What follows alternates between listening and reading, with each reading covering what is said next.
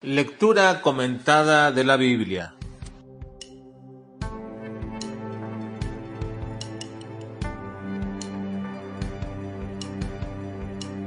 Segundo libro de Samuel, capítulo 1 al capítulo 3.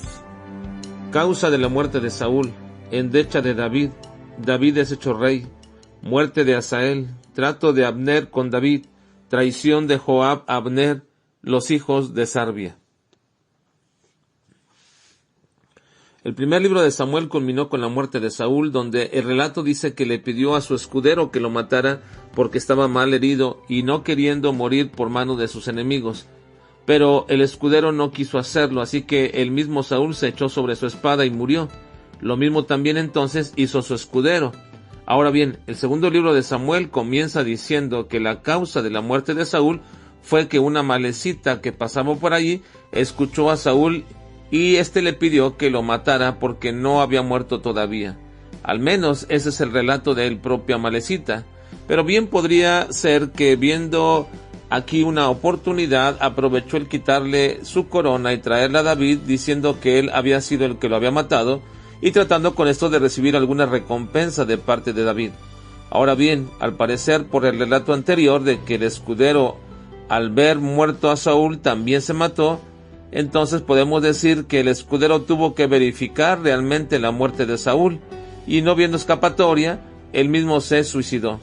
Sin embargo, su propia versión de los hechos le trajo la muerte, porque David dice que por su propia boca este Amalecita había condenado su propia cabeza, porque no tuvo temor de tocar al ungido de Jehová, así que entonces lo mandó a matar. Realmente David lamentaba la muerte de Saúl y sobre todo de Jonatán, su amigo, de tal forma que hizo una endecha o duelo, y David compuso un canto para expresar cuánto le dolía la muerte de su amigo y del rey. En esta endecha pide que no se publique la muerte del rey y Jonatán para que no sean objeto de oprobio delante de su pueblo y de los extranjeros.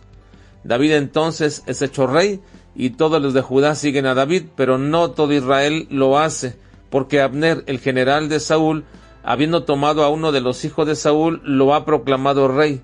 Y así comenzó entonces una nueva guerra entre la casa de David y la casa de Saúl, que duró varios años. Y en uno de esos encuentros, Abner mata a uno de los hermanos de Joab, llamado Asael.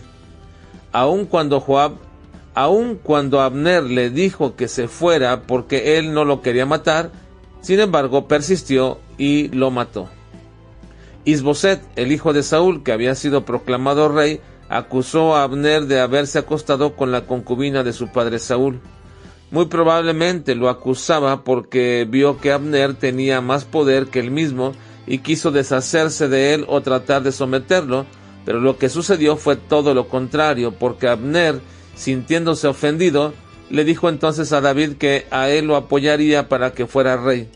David lo acepta, pero le fue dicho a Joab que Abner había venido con David, y con engaños lo trajo de regreso, y estando solos Joab mató a Abner como venganza de la muerte de su hermano.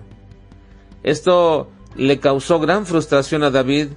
Supo que en adelante estos hermanos, Joab y Abisai, serían un dolor de cabeza para él.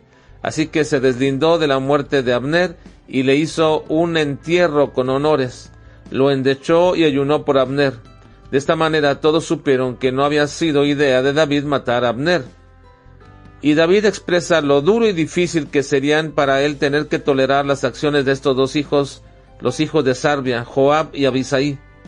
Estos hijos eran hijos de su hermana y entonces eran sobrinos de él. David en ese momento no hizo nada para tratar de castigar a Joab, porque a pesar de que era intensamente leal, Joab tenía una voluntad férrea y prefiriendo hacer las cosas a su propia manera es lo que le causaría graves problemas a David. Joab era entonces su sobrino y quizás por eso no mandó castigarle, pero además también Joab era de la tribu de Judá y David no quería un conflicto contra su propia tribu. Muchas veces nosotros toleramos a personas o circunstancias porque no queremos enfrentar un conflicto mayor.